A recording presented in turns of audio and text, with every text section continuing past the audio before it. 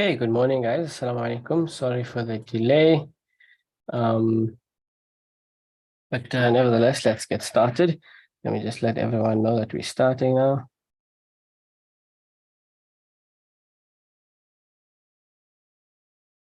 Okay. Okay, cool. So obviously, being that it started a bit late, we will end a bit late as well. Okay. So, okay, assalamu alaikum. Good morning, guys. Welcome back to Inspire Teens Grade 11 Physics. Okay, where in today's lesson, we'll be continuing with atomic combinations. And yeah, whatever is next. All right, we'll go through it. Like you, Kachi. Thanks, right back at you. Okay. So last week, what we did was we went through molecular structure, right? We started off with the basics. There's a nice periodic table. We started off with the basics, we went through molecular structure. We discussed bonds, okay, the polarity of bonds, non-polar, weak polar, strong polar, ionic, okay, bond energy, bond length, and bond order, okay, all of those things, how they affect each other. We went through the theory. Please, yeah, just make sure you go through these things, right? There are a lot of it's a very theoretical aspect to this section. Okay, then we discussed covalent bonds. Okay, and then we did examples through, what do we call these things? Lewis diagrams. Okay, we did some examples of how to draw up covalent bonds, or any type of bond using Lewis diagrams. Basically, how to Lewis diagrams, right? Or no matter what type of bond it is. We discussed covalent, ionic, and metallic. Their definitions are very important. They ask them often. Okay, electronegativity with regards to non-polar, weak polar, polar covalent, ionic bonding, right? Electronegativity difference for all of those are important, right? Metallic bonding, not so much. You just need to know what's written here, what metallic bonding is, and you need to know about the CFD localized electrons and how the positive metal nuclei attract they're attracted with the CFD localized electrons to form a really strong but flexible bond. Okay, so that's the important thing when it comes to metallic bonding. Okay, then when it comes to Lewis structures, how to draw covalent bonds to show the sharing of electrons. Okay, and then ionic bonds to show the donation or the transferring of that electron to from one compound to another. It actually takes place from metal to non-metal. Okay, and you can see that one becomes positive because of losing an electron, and one becomes negative because of gaining an electron. Right? We did some examples, okay, of how to draw up these type of bonds. I'm not sure if we said we'll do more examples, but oh yeah, we said we're gonna discuss. Okay. Okay. Then I have some here. I have a document which I'll add to your guys' document of just a lot of examples that you will need to, you should practice, right? So maybe what I'll do with this document is I'll draw up another one that's blank so that you can do it, see if you get it correct, and then here's the answer for all of these type of bonds. So these are ones that you should practice, at least all of these, and have knowledge of those. And if you cover those, there's most likely one of those that's going to come out in the exam, and you'd know exactly how to draw it. Okay, I think I did say that we'll discuss a more a guided approach to solving these, but let's not do that today because I didn't create a list. But what I'll do is I'll create a list and we can come back to it and discuss it. Okay, but for now we can move on and discuss things further. For example, the next thing that we need to learn, dative covalent bonding.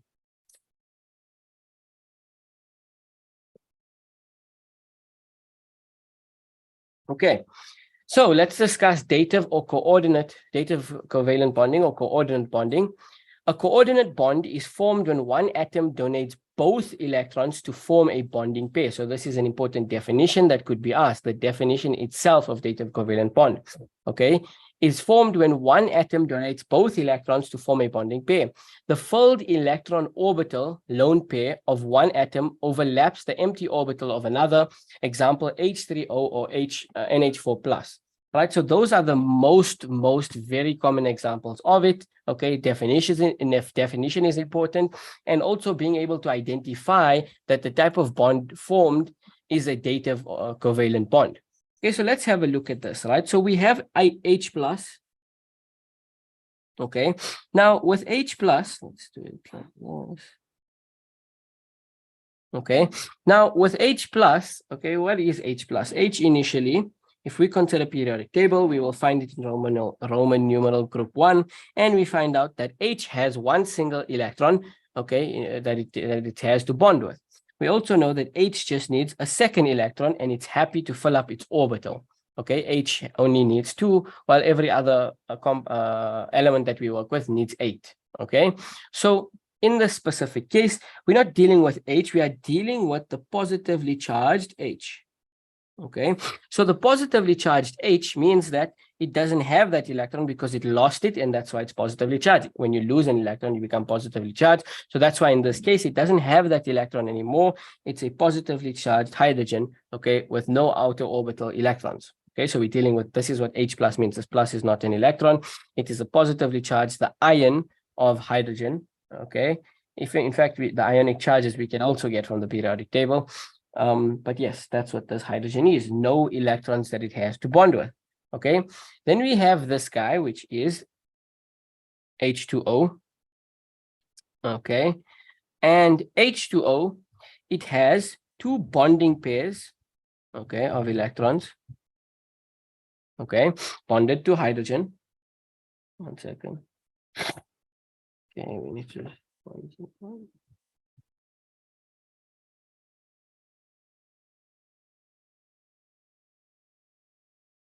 Okay, sorry, just give me like 20 seconds.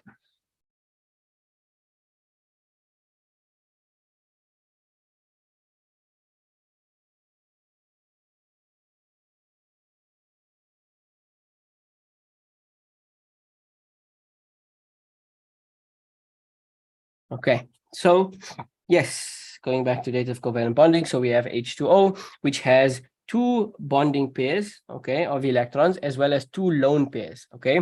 So the lone pairs are electrons that, oh, sorry, no, sorry, we're not dealing with H2O.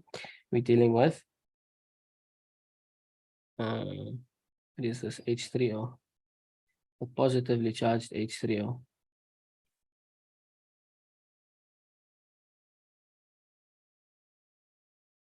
Sorry, we're dealing with H2O.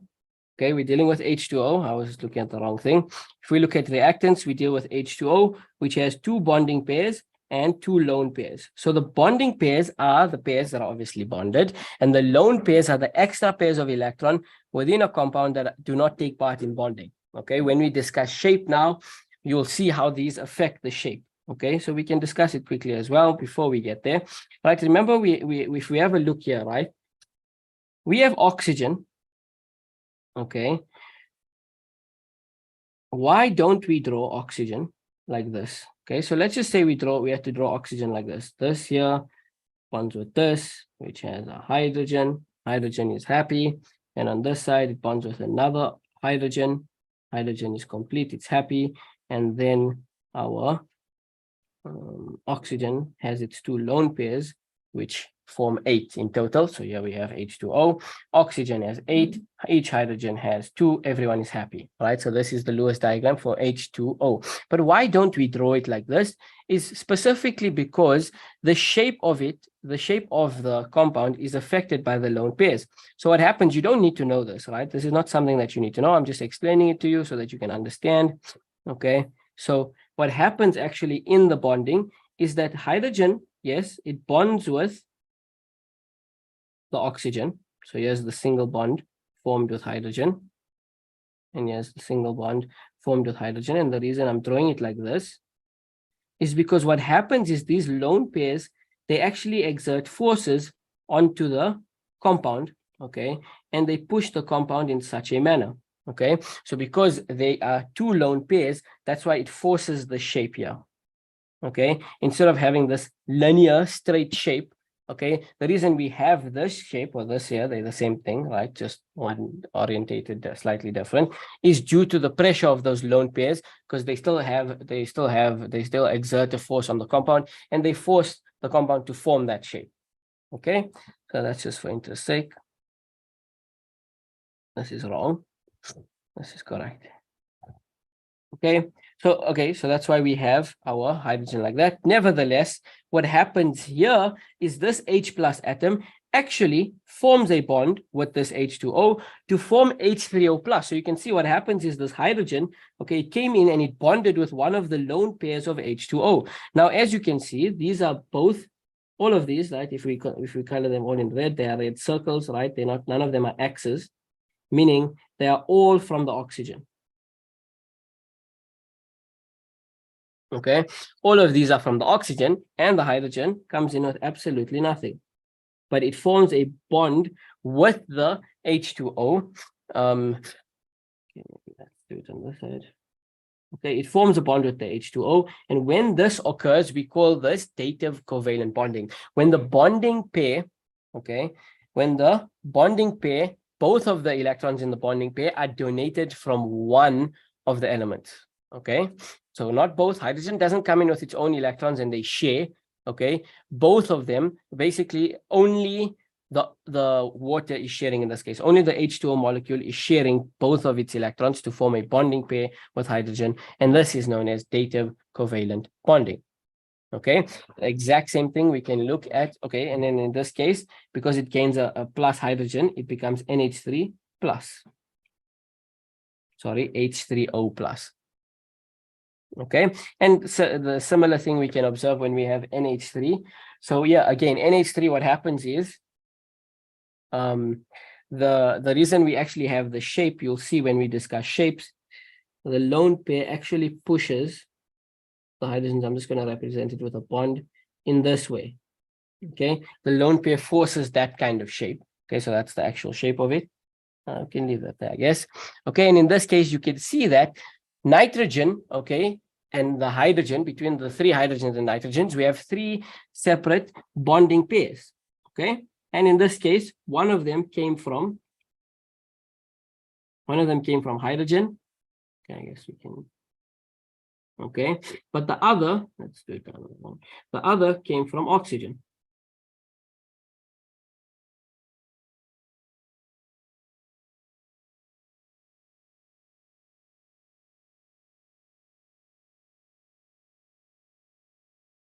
Geez, man. One of them came from hydrogen, but the other one came from nitrogen. But in this case, yeah, so this is NH3, right? So this is an example of covalent bonding just in NH3 itself, right? Those are three different examples of covalent bonding because hydrogen is sharing with nitrogen, hydrogen is sharing with nitrogen, hydrogen is sharing with nitrogen, right? Remember, nitrogen actually has 5 covalent bonds if we use the periodic table, so that makes sense. Okay, and then nitrogen, sorry, is left with this one lone pair. Again, that just forces the shape, which we'll learn now when we discuss VSEPR theory. Okay, but this lone pair, the fact is that it has a lone pair. So that's when this H plus ion, who has nothing to donate, comes in and forms a bond. But you need to note that this third hydrogen, when it comes in, it doesn't donate anything. Okay, both of the electrons in the bonding pair come from where? Come from the nitrogen. Okay, so the original hydrogen that bond with the nitrogen, they form covalent bonds with nitrogen and they share. Okay, but this third hydrogen forms a dative covalent bond, okay, or a coordinate bond with the entire NH3 compound, okay, because both of the electrons of the bonding pair come from nitrogen or come from the NH3 compound, which then forms NH4 plus. Okay, just you need to know this, actually, not for interest sake.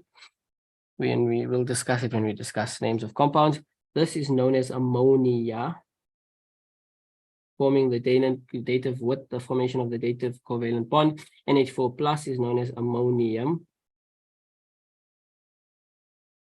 Okay, so yes, when we add a hydrogen ion to ammonia, we form ammonium, and that hydrogen ion forms a dative covalent bond with ammonia to form ammonium.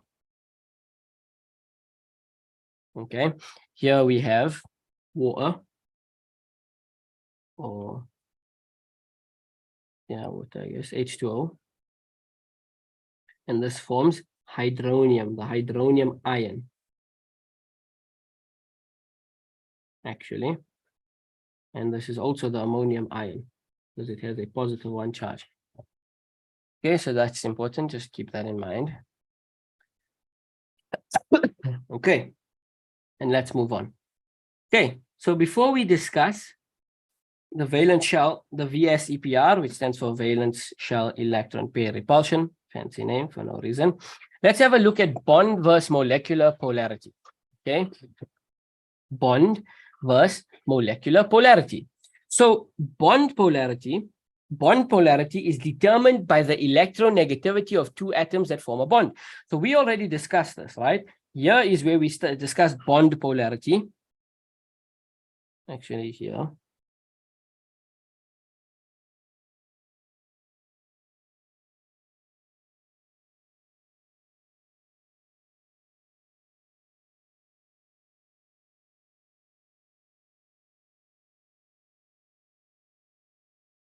Here is where we discuss bond polarity, right? So depending on what type of bond we have, the easiest way to calculate it, you use electronegativity difference, right? That's why we have delta En. So if delta En is 0, we have a non-polar covalent bond. When delta En is obviously not 0, but less than 1, it's a weak polar. So it's polar now, right? But it's a weak polar. And then when delta En is obviously greater than 1, but less than 2.1, that's when we have polar covalent. Okay, so it's still polar, but it's covalent. And when we have delta En greater than or equal to 1, we have ionic, okay, polar ionic bonding. Okay, so that's bond polarity. And it makes sense when they say that bond polarity is determined by the electronegativity difference, actually, they should say, but the electronegativity of two atoms that form the bond. Electronegativity is the tendency of an atom to attract a shared electron pair during bonding. Okay, so electronegativity is a definition.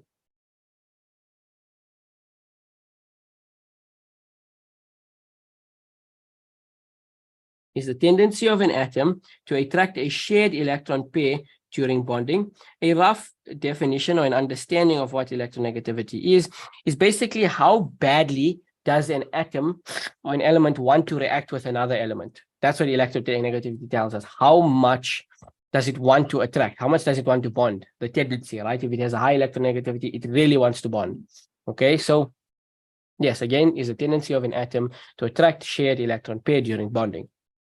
Okay, if one atom has a greater electronegativity than another, then the electrons will be pulled more towards one atom than another. As such, a shift of electron creates negative and positive charge distributions inside the molecule. Okay, so yes, it's basically telling you the higher the electronegativity, the more it is likely to bond with something else. Okay, let's look at the difference between a polar bond and a non-polar bond. A polar bond, okay, is an unequal distribution of electrons between atoms during bonding, and a non-polar bond is an equal distribution of electrons between atoms during bonding. Okay, this is an important concept. Let's look at polar bonds. Okay, we discussed this prior, and let's do an example.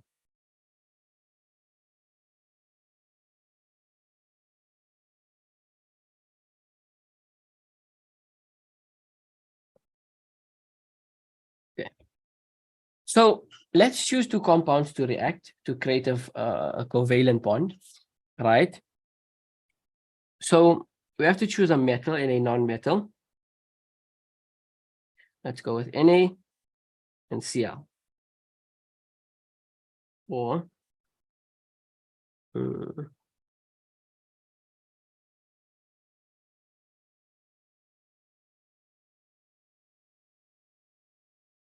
example, let me do here. HCl, right? Let's do HCl. Very common example. To form a polar bond, right? Let's have a look at what that looks like. So firstly, we have to consider electronegativity of hydrogen. That's simply get from the periodic table, 2,1. Let's consider chlorine. Okay. Electronegativity from the periodic table, I think it's 3. Okay, remember electronegativity is on the left, 3.0. So when we consider the electronegativity difference,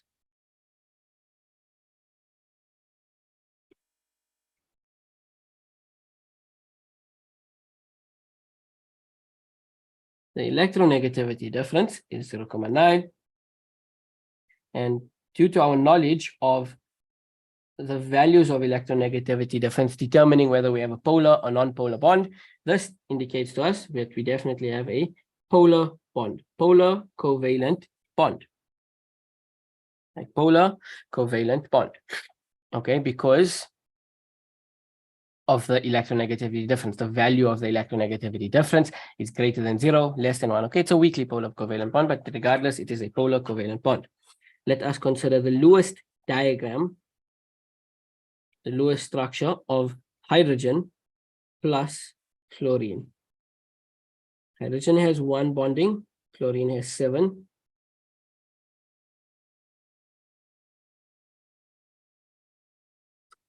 So then, when we combine these two, we form HCl.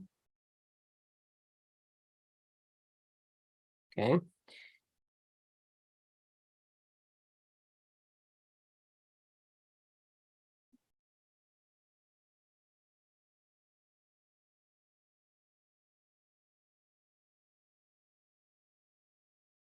Okay, we form HCl.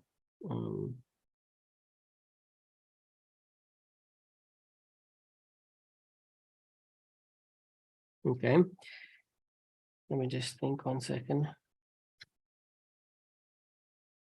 Okay. So this, up until this, we know polar bonds. Okay. Hydrogen has an electronegativity difference of 2,1. Chlorine has an electronegativity difference of 3. Sorry, not electronegativity difference, just electronegativity. Then when we do consider the electronegativity difference, we form a polar bond because it is 0,9. Then we have the Lewis structure diagram of the combination of hydrogen and chlorine. So what is happening in the sharing here, if we have to consider each element separately, right? What happens here is chlorine is, let's just say, gaining an electron to complete its bond, okay? And it's like hydrogen is donating. It's not a complete donation or sharing. Sorry, it's not a complete donation from anyone. It is sharing, right? Because that is the definition of a covalent bond. But what happens in this covalent bond, okay, is that chlorine forms what we call, what is the symbol? Okay, chlorine forms a partially negative bond, while hydrogen forms a partially, so this is the symbol, a partially positive bond. Okay, so in polar covalent bonds, this is what occurs. Chlorine forms a partially negative, while hydrogen forms a partially positive, and this is what they're discussing here.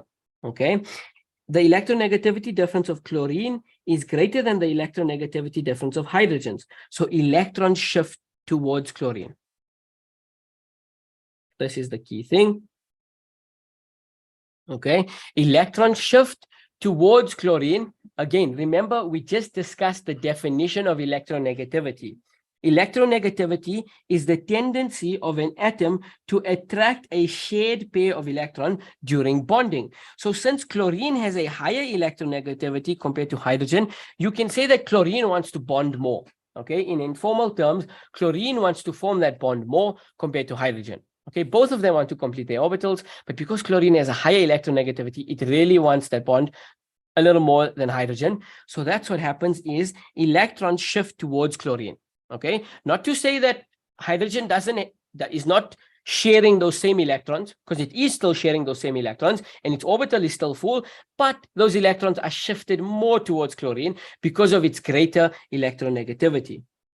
So the one that forms the partially negative has the higher electronegativity. The one that forms the partially positive has the lower electronegativity compared to the other. Okay, so that's what's occurring in a polar bond.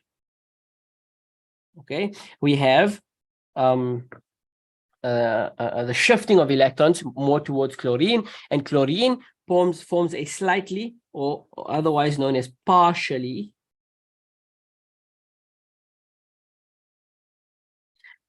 negative ion, and hydrogen becomes partially or slightly positive.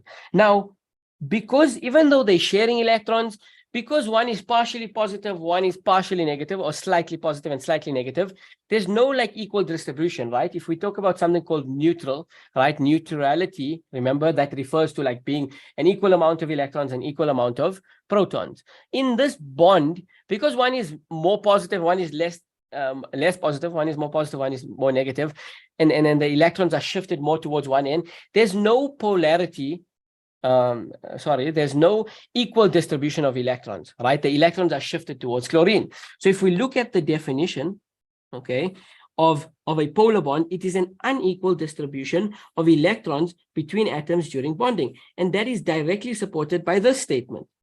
The fact that electrons shift towards chlorine, that represents so if we have to draw that a little bit visually, let's just say that these electrons shift towards chlorine, okay, compared to hydrogen. So that creates like an imbalance in the electrons in this compound. Okay, I hope that's kind of like making sense in the informal way that I'm describing it, right?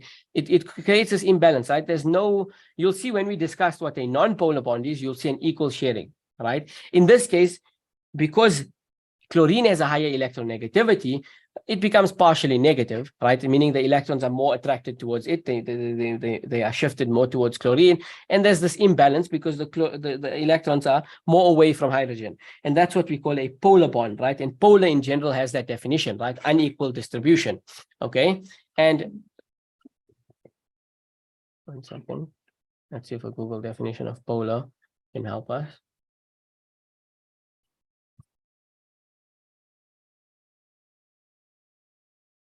Okay, not really. Let's see if we can define it in terms of chemistry. Okay,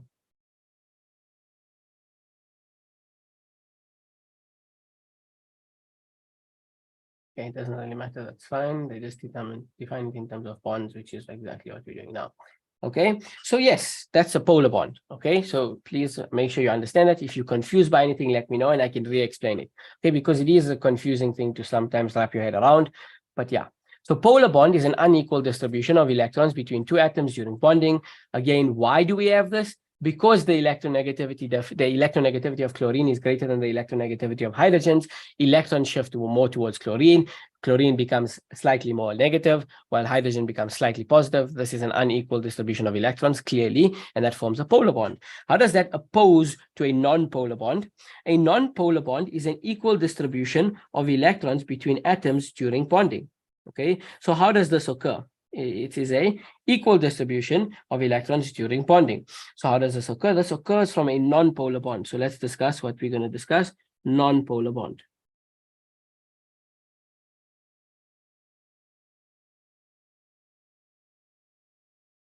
Okay, so the non-polar bond that we're going to work with is between two hydrogen atoms. The electronegativity of hydrogen is equal to, we said 2,1, and the electronegativity of hydrogen. So this is the diatomic element hydrogen, H2. Okay, the bond between hydrogen and hydrogen. Okay, or remember we learned that all diatomic elements, all diatomic compounds are non-polar. Okay, and then when we calculate the electronegativity difference, delta En is equal to 2,1 minus 2,1. Of course, we're bonding the same atom. So therefore, that would obviously result in the electronegativity difference being equal to 0. So the electronegativity difference being equal to 0, this would give us the key that what is this? This is a non-polar bond. So in situations where electronegativity difference is equal to 0, we have a non-polar bond. Okay, that's how we form a non-polar bond. Let's have a look at the Lewis diagram for this guy. We have a hydrogen plus another hydrogen. Okay, and when we find the product of these two, firstly it forms H2, and we can see that one hydrogen donates one, another hydrogen donates another.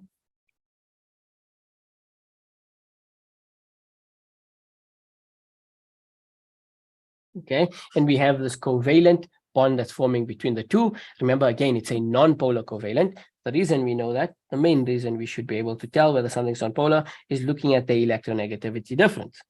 Okay, and now in this case, with the non-polar bond, as you can see, right, we have a hydrogen bonding with a hydrogen. So none of them are more electronegativity. Sorry, none of them have a higher electronegativity. That makes more English sense. None of them have a higher electronegativity. So none of them want that electron more than the other. They want it equally. Okay, so you can guess, right? The electrons are not going to be closer to any hydrogen, right? They're going to share it, and there's going to be an equal sharing, okay? Equal sharing of these electrons, okay? Nothing is unequal. There's no electrons moving towards the other. Nothing is going to become slightly more positive, slightly more negative, right? They don't want it. None of them want it as much as the other. They want it the exact same, so they share it perfectly, if you want to put it that way. Okay, and that's represented here. Non-polar bond, right? Electronegativity difference of hydrogen is of course equal, electronegativity of hydrogen is of course equal to the electronegativity of hydrogen. So the bonding electrons are evenly shared, right? There's no shift towards any of them. And that means that there is an equal distribution, as stated here, equal distribution of electrons during between two atoms during bonding. And then we have charge is evenly distributed and a dipole is formed. Okay, so that's how we form a dipole. Okay, so I hope this makes sense, right? We discuss how do we form a polar bond, how do we form a non-polar bond, right? So this is the theory behind it, which you have to understand, okay? And then how do you determine whether something is polar or non-polar? That is simple. Just consider the electronegativity difference, right? There's no need to be Einstein and go look at the compound and analyze it and look at the electrons and use symmetry. No. Use electronegativity and calculate the electronegativity difference, and that's going to tell you whether something is polar or non-polar. And then obviously furthermore, weakly polar or strongly polar or ionic. Okay, so I hope that makes sense. So this is how we form a polar bond. This is how we form a non-polar bond. Okay, but now we're going to discuss another concept called molecular polarity. So this is not to do with bonds. Okay, this is to do with the shape of the molecule. So let's go down to it. Molecular polarity. A molecule can have polar bonds, but not be polar as a whole. Why did they phrase it like this? A molecule can have polar bonds, but be non-polar as a whole. Okay, so by the way, when we talk about bonds, polar versus non-polar bonds, this is a bond between one element and another element.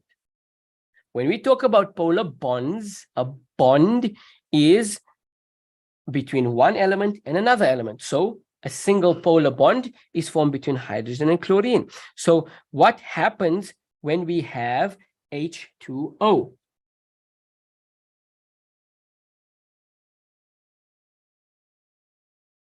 Here, if we consider between each bond, right, this is the bond that forms these two electrons, they form a single bond, right? We can represent it by a straight line if we wanted to, like that. Okay, so they form a single polar bond between this guy and this guy. It's a single polar bond because there's an electronegativity difference between oxygen and hydrogen, so we know it's a polar bond.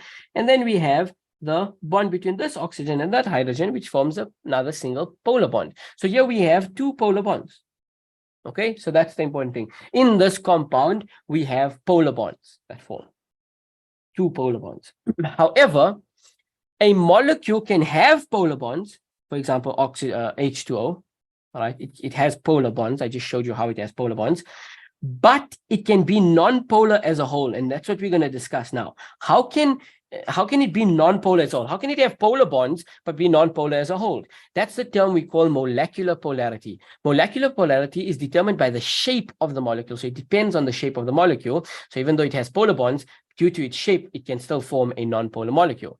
So polar molecule, I'm reading the definitions now. Polar molecule is a molecule over which charge is evenly distributed, while a non-polar molecule is a molecule in which charge is evenly distributed. Okay, we're not going to go through these examples. We'll just go through it all at one time, but let's read it.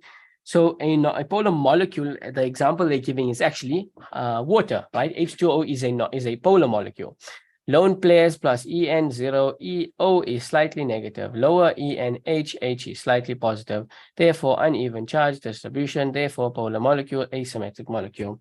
Then we have BF3, ENF, EF is slightly negative. ENB, B is slightly positive.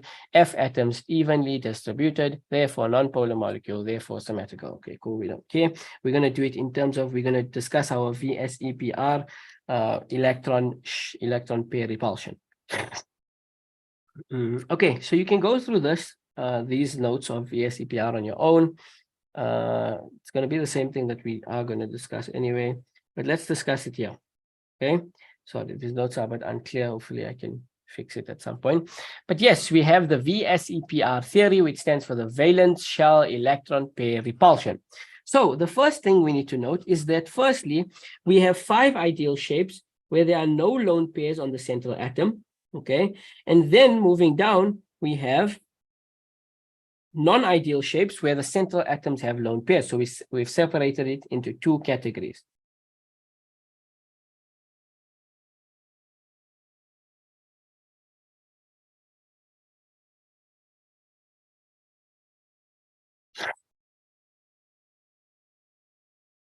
One second.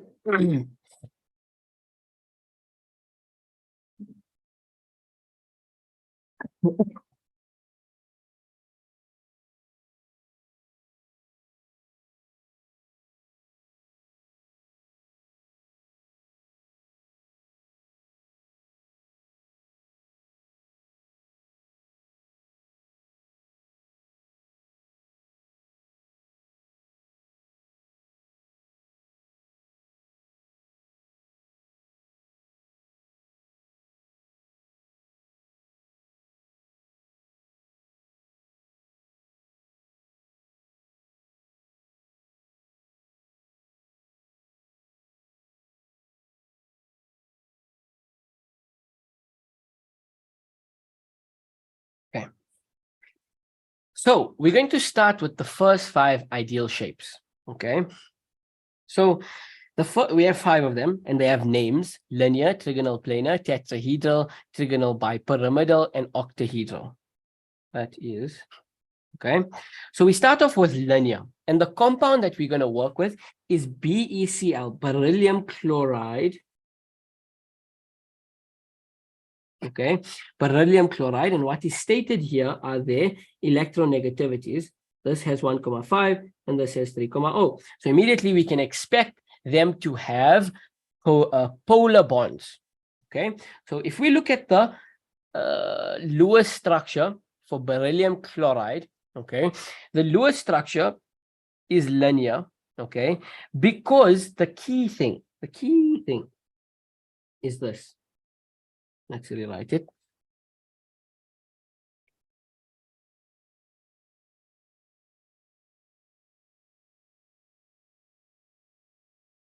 If you guys have trouble seeing it, please let me know.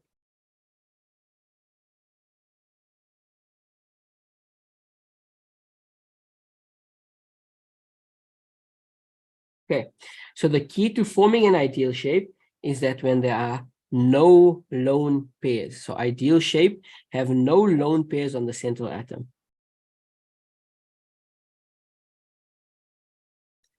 Ideal shapes where there are no lone pairs on the central atom.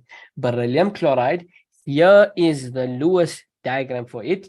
Now, if you remember for oxygen, oxygen also sort of has one central atom and 2 atoms that bond to it. But when we draw, did I say oxygen? When we draw water, right, we don't draw it in a linear fashion, right? We draw it like this. That is because it has lone pairs on its central atom. It has one lone pair here and one lone pair there. So that's for it does not form a linear.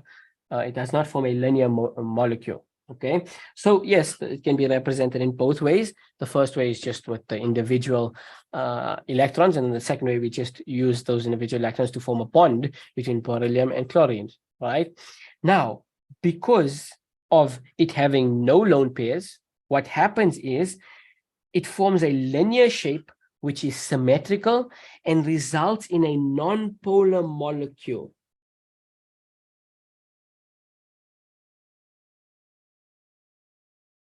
Okay, because of its symmetry, due to it having no lone pairs on the central atom, it forms a symmetrical compound which overall is non-polar. So the key thing for all of these 5 shapes is that even though the individual bonds between beryllium and chlorine, and again, beryllium and chlorine on the side, these are definitely, not might, not maybe, these are definitely polar bonds between this beryllium and chlorine. It is a polar bond due to the electronegativity difference.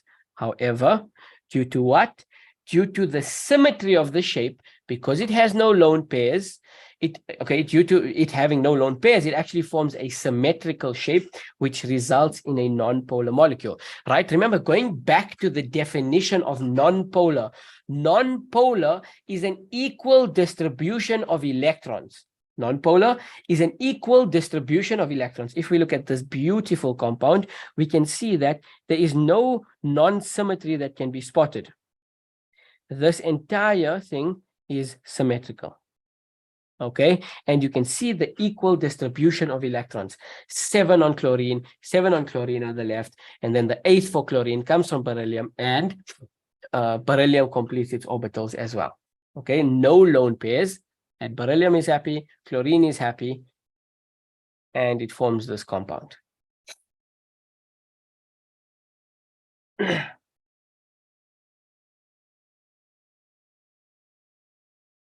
Okay, let's look at the second one.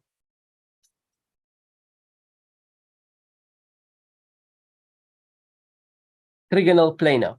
We have the compound BH3. Okay, let me get a periodic table.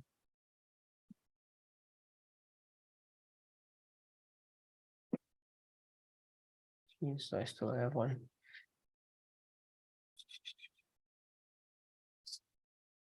I don't think I have one right here. I don't want to keep turning back to that other one.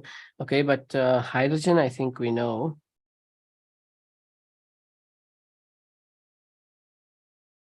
It's 2,1. Boron is 2. So weakly polar, but nevertheless, polar covalent bond forms between each boron and hydrogen atom.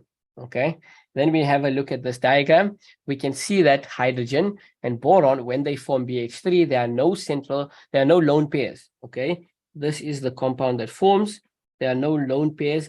It forms this shape, which is actually symmetrical. It is trigonal planar, right? And due to its symmetry, okay, also I've given the angles. You have to know those angles, right? In a linear compound, the angle that forms in the bonds is a 180-degree angle. And in this one, between each hydrogen atom, it is a 120, between each bond, sorry, it is a 120-degree angle, okay? And this shape is symmetrical, which results in an overall, let's write here, overall nonpolar molecule. Overall nonpolar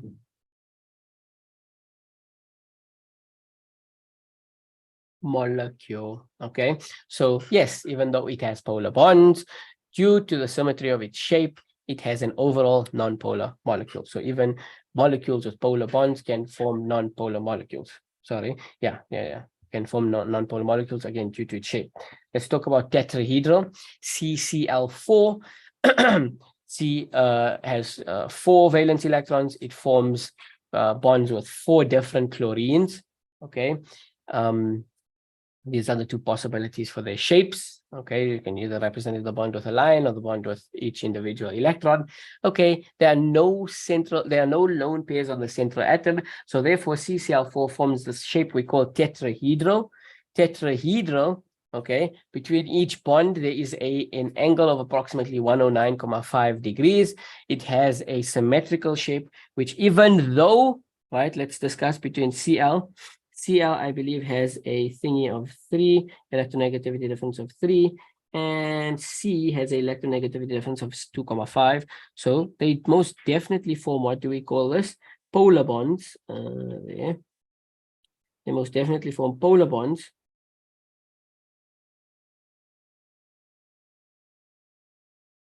Okay, but due to the symmetry of its shape, called the tetrahedral, it is an overall non-polar molecule.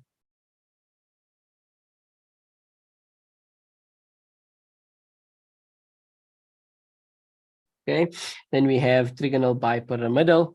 Okay, so we have an example of it, PCl5. So Cl has an electronegativity difference of, we said, what is it? 2, 3, each Cl. And then phosphorus, which is P, has an electronegativity difference of 2,1. So definitely the bonds between phosphorus and chlorine are polar due to the electronegativity difference is going to be 0,9. Okay, but there are no, what do we call it? There are no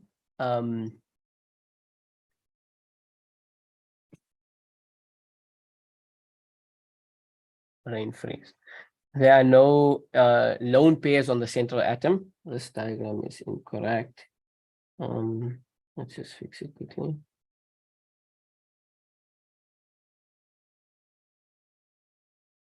Yeah, let's just fix all of it.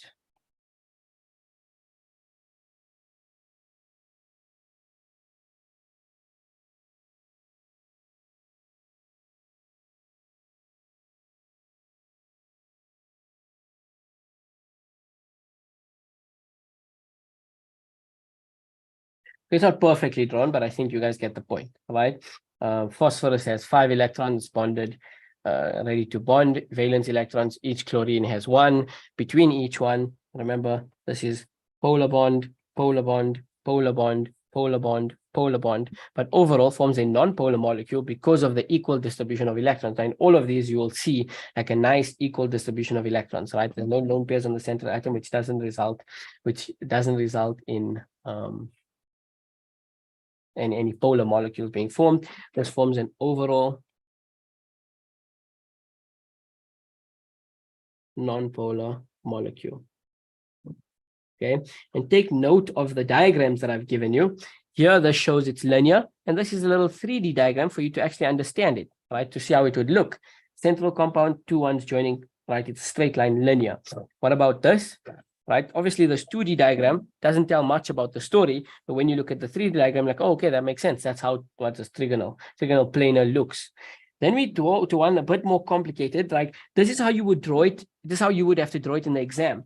But what does this mean? What does this, and then this mean? It just means it's 3 different planes, right? So now when you look at the 3 diagram, like, oh, okay, this is how it looks. There, with that base. Okay, this is tetrahedral, I assume. Okay, but yes, obviously you can't draw this in the exam, so you draw this in the exam if they ask you to draw it. Right, that's how it looks, and again, you need to know the angles. Okay, overall non-polar, and the same thing with this, right? And what does this even mean? It just doesn't, it looks 2D, right? But this is actually how it looks. So this is why we represent these lines like this, just to show that they're in different planes. Okay, so yes, this is trigonal bipyramidal. Okay, by the way, why is it called trigonal bipyramidal? If this helps you, this is a triangle here. Okay, that's actually trigonal planar. And then if you join all to the top, it would form a pyramid. Okay, and it would do the same thing at the bottom. Trigonal bipyramidal.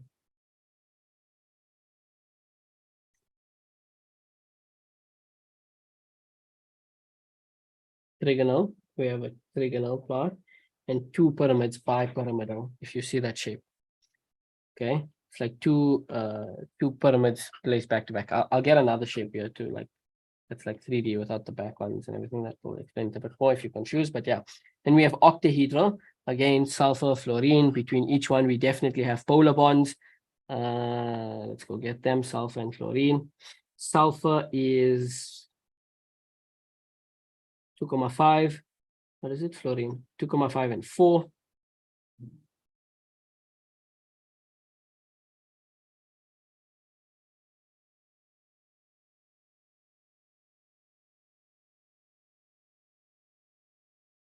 Two comma 5 and 4, right? This is each bond is definitely polar, but due to the symmetry of its shape, this is how it looks, octahedral, right? There's okay, so sorry, yeah, there's 2 angles, by the way. So yeah, this one is 90 between these 2 bonds, and then this here between the trigonal ones is 120 degrees. Okay, so there's 2 angles here. Okay, and it has an overall non-polar molecule due to its symmetry, as well as here, right? They each form polar bonds. This is an octahedral. It's a symmetrical overall non-polar molecule. Okay, and we can see the 3D diagram of its shape to see how it looks. Okay, octahedral.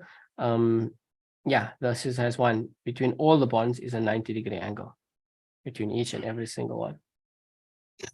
Okay, so these are the 5 ideal shapes which have polar bonds, but overall non-polar molecules due to their symmetry. Okay, these are the 5 ideal shapes. Remember, they all do not have lone pairs on the central atom. Let's discuss lone pairs on the central atom, right? We have 2 different examples. Okay, and please note that these are non-polar. Sorry, these are polar molecules. Okay, we'll go through them now. Polar molecule. Right, these are not overall non-polar molecules. These are polar molecules. Okay, so these are not part of the ideal shape. These are the ones that have atoms, central atoms. Sorry, they have lone pairs on the central atom. So the first one is H2O. It's an example, right? Remember, we discussed it. So this forms the angular or bent shape. Again, remember, we could easily mistakenly draw oxygen as linear and say, oh, okay, oxygen, sorry, I keep saying oxygen. We say water has a linear shape, but it does not. If it didn't have lone pairs on the central atom, it would have been linear, but because it does, remember, these exert a force. That's why we call this angular or bent. It bends it, right? These lone pairs exert forces onto this water molecule, and it forms this bent or angular shape. Okay, and in this case, it is not symmetrical. So it has polar bonds and polar molecule. It's not a polar bond and non-polar. That's the ideal shapes. Okay, these like non-ideal shapes. These form polar bond. They have polar bonds, polar molecules. Okay, and yes, so there's the diagram. This is how the shape looks if you're orientated that way, or you can orientate it that way. That's fine, same thing. So the thing with this is, depending on which molecule you're working with, in an angular or bent molecule, the angle is generally between 90 and 120. Okay, with water specifically, it's around 105 degrees, but or actually, like, yeah, 105. I don't know exactly what influences it too much, but it's not so important. You just have to know that the angle is somewhat less than 109.5. Okay, and you can see the 3D diagram, and I included the lone pairs as well. That's the bent polar molecule. Trigonal pyramidal. One second.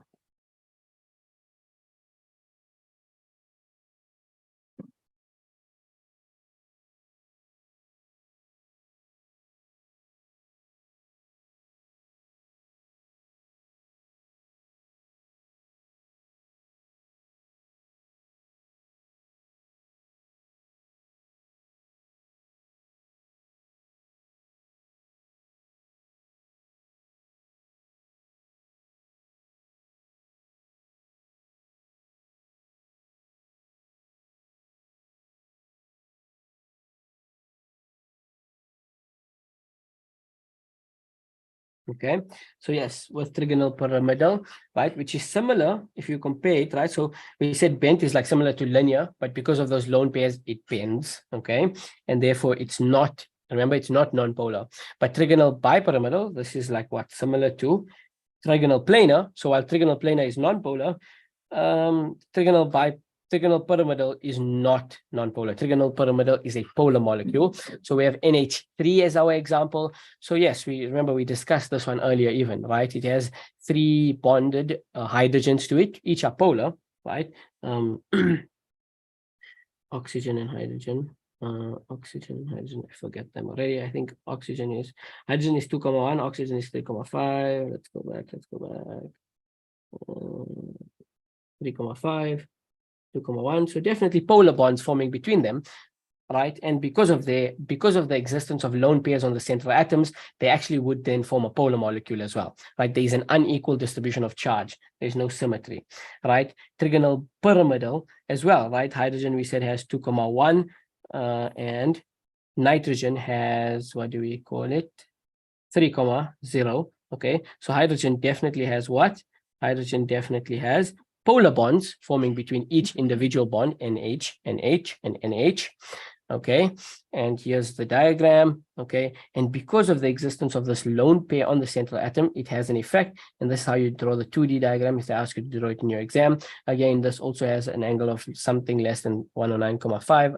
For this one, it's approximately 0.7, but for the exam purposes, you learn this and you learn that. right? And as you can see, is the 3D diagram with the lone pairs to see how it works, and it is therefore a polar molecule. Okay, I hope that makes sense. I hope that you guys understand that. Please, if you have any questions, I know this can be definitely confusing and confuses the heck out of many people at times. And so too does the next section, intermolecular forces. But I hope that it makes sense. I hope that I've simplified it, right? There's nothing that's ambiguous anymore. It's clear. How do we form nonpolar overall molecules? How does VS-EPR theory work? What are the ideal shapes? What are the non-ideal shapes? Why can we have a compound with polar molecules? Sorry, why can we have a compound with polar bonds, but overall be a non-polar molecule? And we showed it here in the ideal shapes. When it has no lone pairs on the central atom, it forms this symmetrical shape, which then you can, even though it has polar bonds, has this equal distribution of electrons, which results in a non-polar molecule. Okay, and we show how that's not the case, right?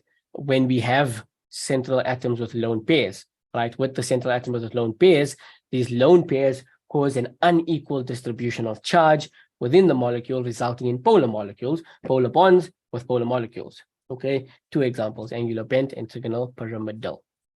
Okay, we will eventually at the end of the section get to do questions and you can see how they ask it. But in the meantime, practice past papers and you'll see that when you have knowledge of all of this that's here, you'll be able to answer questions on VS-EPR.